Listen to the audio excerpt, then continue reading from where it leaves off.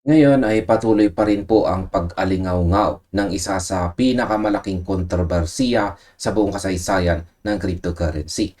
Kahit na lumipas na ang napakaraming taon mula nang magsimula ang matinding laban sa pagitan po ng Ripple at ng Securities and Exchange Commission o SEC, ang mga katanungan tungkol sa kung sino talaga ang nagpasimuno ng lahat ng ito ay nananatiling buhay na buhay. Marami ang nagtatanong kung bakit sa dinami-dami ng mga digital assets sa market, si XRP ang pinuntirya ng isang napakabigat at napakahabang kaso na nagpabagal sa pag-unlad nito sa loob ng mahabang panahon. Sa loob ng maraming taon, sari-saring teorya ang naglabasan. May mga nagsasabing ito ay isang malaking sabwatan, habang ang iba naman ay naniniwalang ito ay bahagi lamang ng normal na proseso ng regulasyon. Ngunit kamakailan lamang, isa pong napakahalagang boses sa loob mismo ng XRP ecosystem ang nagbahagi ng kanyang pananaw. Ang boses na ito ay nagmula kay David Schwartz, ang iginagalang na Ripple CTO Emeritus at ang isa sa mga orihinal na arkitekto ng XRP Ledger. Ang kanyang mga naging pahayag ay hindi lamang nakakagulat, kundi nagbibigay din ng isang mas makatotohanan at mas lohikal na anggulo kumpara sa mga inaasahan ng marami. Sa halip na sumakay sa mga nakasanayang teorya, nagbigay siya ng isang napakalinaw na pagsusuri na nagpapabago sa pananaw ng buong industriya. Kaya sa video na ito ay pag-uusapan po natin ang lahat ng kanyang sinabi mula sa usapin ng mga banking cartels, ang tunggalian sa iba't ibang crypto projects hanggang sa napakainit na isyo ng ETH-Gate. At simulan po natin sa ating unang katanungan kung totoo nga ba ang central banking cartel na gustong sirain ang crypto. Isa po sa mga pinakasikat na teorya na umiikot po sa community sa loob ng mahabang panahon ay ang ideya ng isang central banking cartel. Ayon po sa teoryang ito, ang mga malalaking traditional na bangko at mga malalaking traditional na bangko at mga centralized institutions sa finance ay di umano'y nagsanib puwersa upang sirain ang industriya ng cryptocurrency. Ang motibo raw nila ay para protektahan ang kanilang monopoly sa global system ng pera. Dahil sa XRP ay idinisenyo para pabilisin at pababain ang gastos ng cross-border payments, isang negosyo na pinagkakakitaan ng bilyon-bilyon ng mga tradisyonal na bangko, madaling isipin na sila ang may pinakamalaking rason para ipasara o pigilan ang Ripple sa pamamagitan ng paggamit sa SEC bilang kanilang sandata. Ngunit, nang direktang tanungin itong si David Schwartz tungkol dito, ang kanyang naging sagot ay puno ng katapatan at pag-iingat. Sa halip na kumpirmahin ang galit ng marami laban sa mga bangko, sinabi ni Schwartz na wala siyang hawak na matibay at magandang ebidensya para suportahan ang teoryang ito. Naging napakalinaw niya sa kanyang limitasyon ng kanyang kaalaman. Hindi niya sinasabing imposible ito, ngunit bilang isang taong nakabatay sa lohika at datos, hindi siya handang magbato ng akusasyon laban sa isang central banking cartel nang walang sapat na patunay. Ang pagiging prangka na ito ay nagpapakita ng kanyang integridad. Madali sana para sa kanya na ituro ang mga bangko bilang kontrabida para makakuha ng simpatya. Ngunit pinili niya ang landas ng katotohanan base sa kung ano lamang ang kaya niyang patunayan. Ngayon sa aking opinyon, ang isyong ito ng central banking cartel ay napakahalaga po ng naging posisyon ni David Schwartz. Sa mundo ng cryptocurrency, napakadaling magpadala sa emosyon at maniwala sa mga malalaking sabwatan. Lalo na kapag ang presyo ng isang paboritong digital asset ay hindi gumagalaw ayon sa inaasahan. Ang pag-iisip na may isang malaking anino ng mga bangko na kumokontrol sa lahat ay nagbibigay ng isang madaling palusot para sa anumang kabiguan ng market. Ngunit ang masasabi ko rito ay sumasang-ayon ako sa naging diskarte ni Schwartz dito. Ang pagiging objektibo ay may mahalaga. Ito po ay mas mahalaga kaysa sa pagpapakalat ng mga kwentong walang basihan. Ang traditional system ng finance ay hindi po solong halimaw na may iisang utak.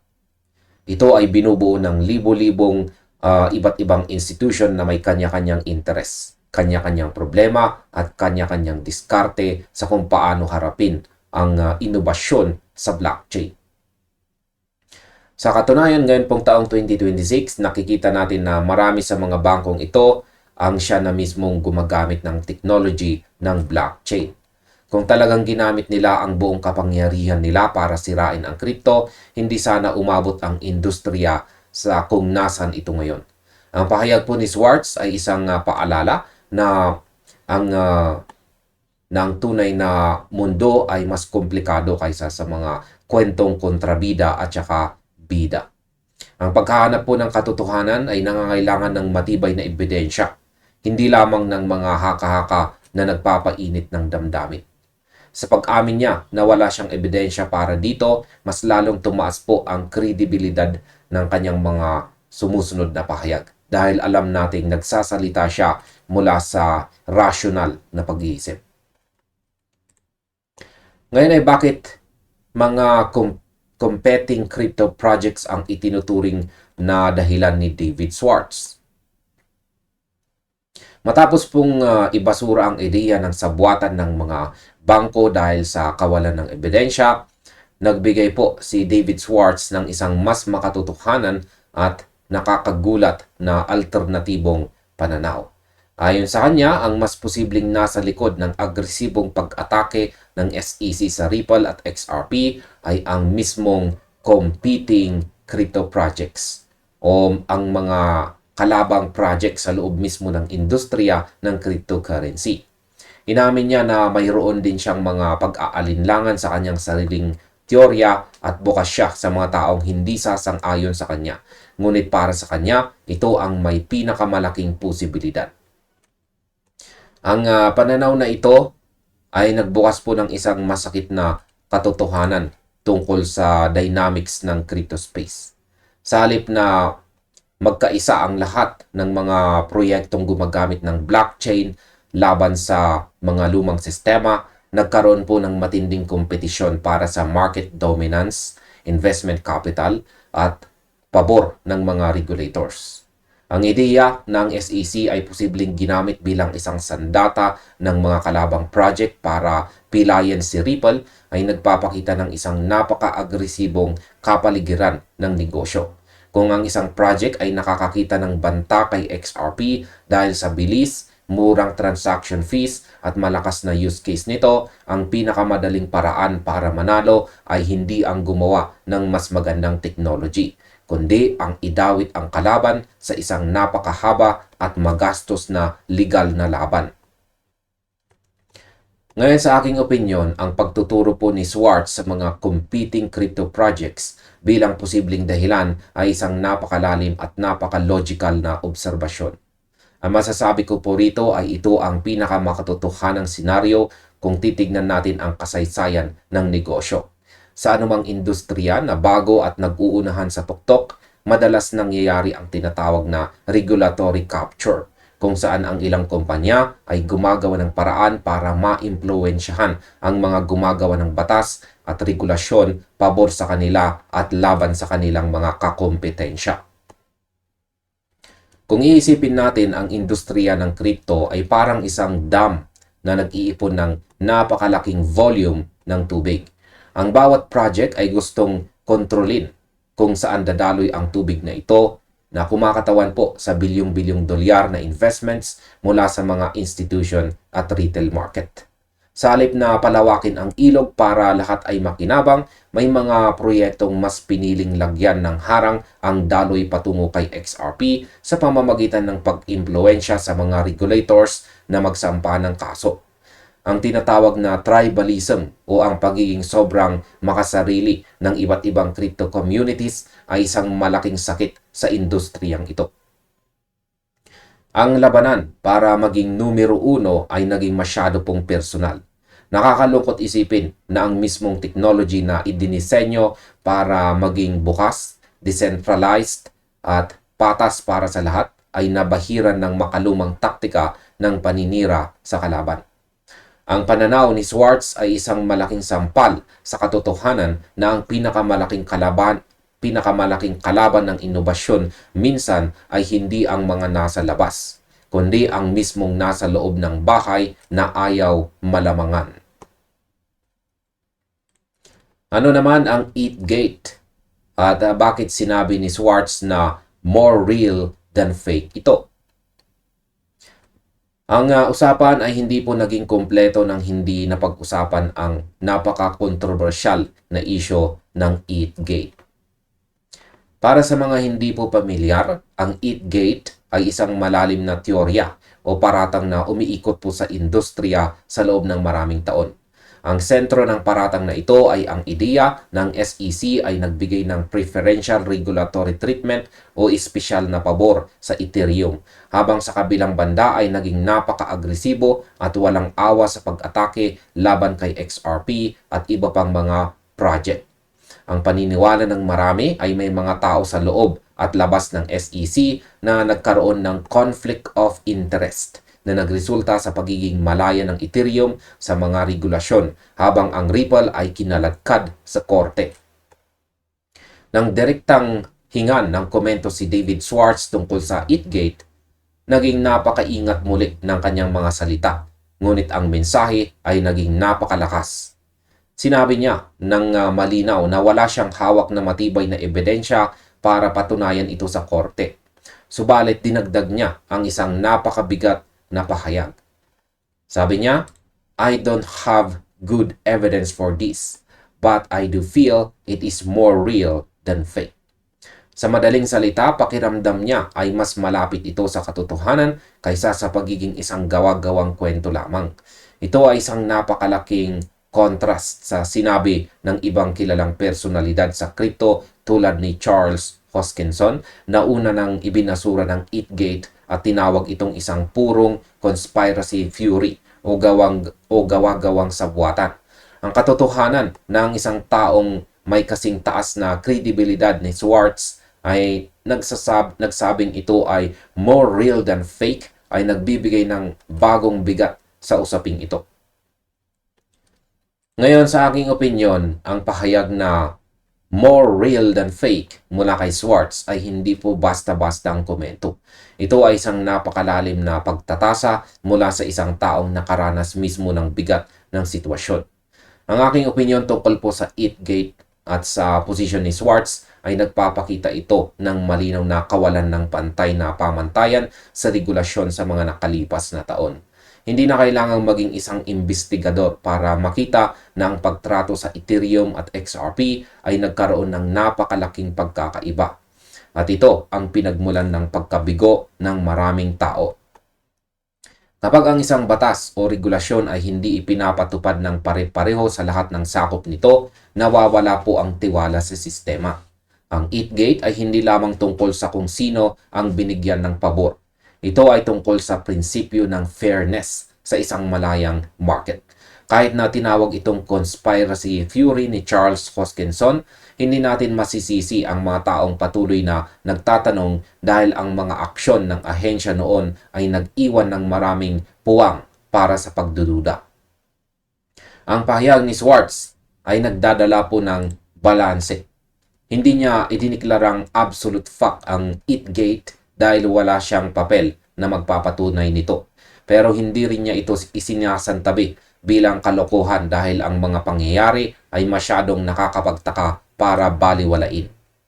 Bilang isang community na naghahangad ng kalinawan, ang opinyon ko ay ang katarungan ay makakamit lamang kapag ang lahat ng digital assets ay hinuhusgahan sa ilalim ng iisang malinaw at transparent na patakaran ng walang pinapaboran at walang pinupunteriya ng walang sapat na batayan. Ngayon ay gaano naman kalala ang naging epekto ng SEC lawsuit kay Ripple ayon kay Brad Garlinghouse. Upang lubos na maintindihan kung bakit napakahalaga ng usaping ito, kung sino ang nasa likod ng lawsuit, kailangan nating balikan ang konteksto ng epekto nito kay Ripple. Ang buong usapan na ito sa social media ay nag-ugat po mula sa isang post ng nagngangalang Anno DLT. Ayan po siya, si Anno DLT. At siya ang nag-reference sa mga nakaraang pahayag ni Ripple CEO Brad Garlinghouse. Ibinahagi po noon ni Garlinghouse kung gaano kalala ang naging sitwasyon ng kumpanya dahil sa kaso ng SEC, kung saan ay umabot po sa puntong muntik na silang tuluyang magsara at tumigil sa operasyon.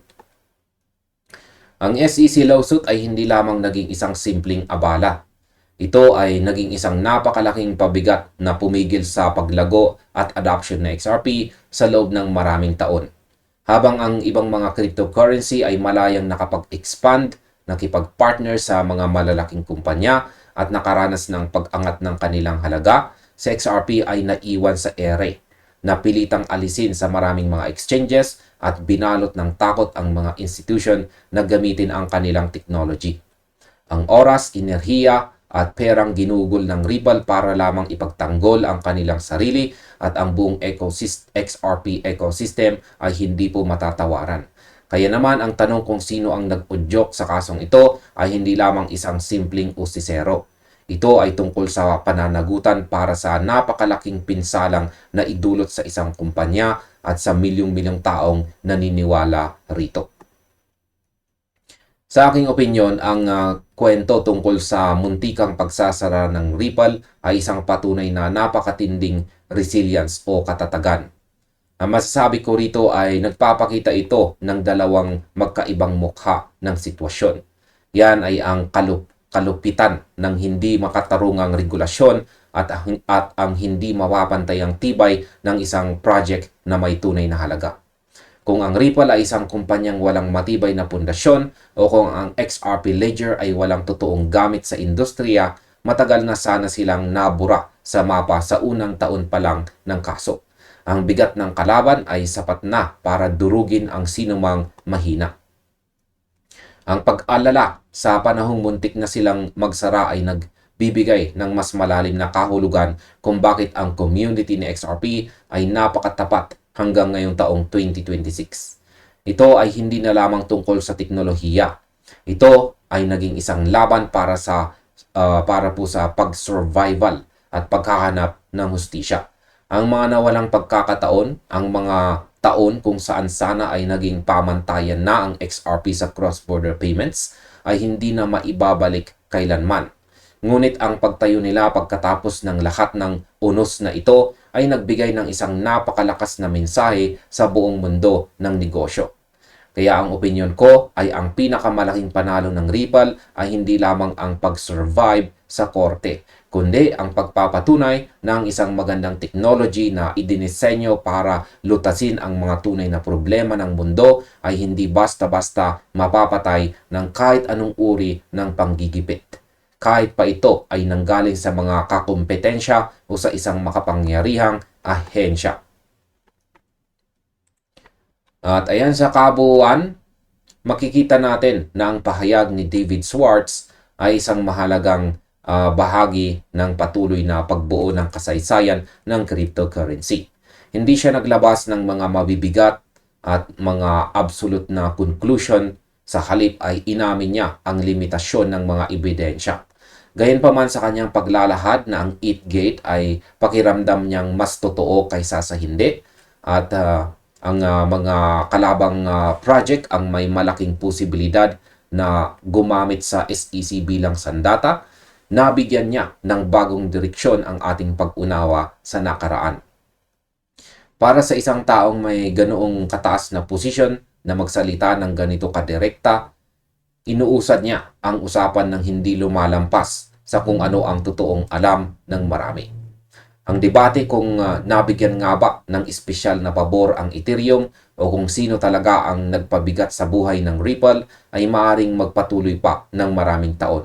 Ngunit ang mga salitang ito mula sa orihinal na arkitekto ng XRP ay mananatiling isang napakalaking bahagi ng kwento na nagtuturo sa atin na ang paghahanap sa katotohanan ay laging may puwang sa isang industriyang patuloy na nag-i-evolve at lumalaban para sa pantay na karapatan. At hanggang dito na lamang po tayo sa video na ito mga ka-crypto. Maraming salamat sa inyong panonood. Maaaring panoorin na rin po ninyo sunod ang recommended video natin dito.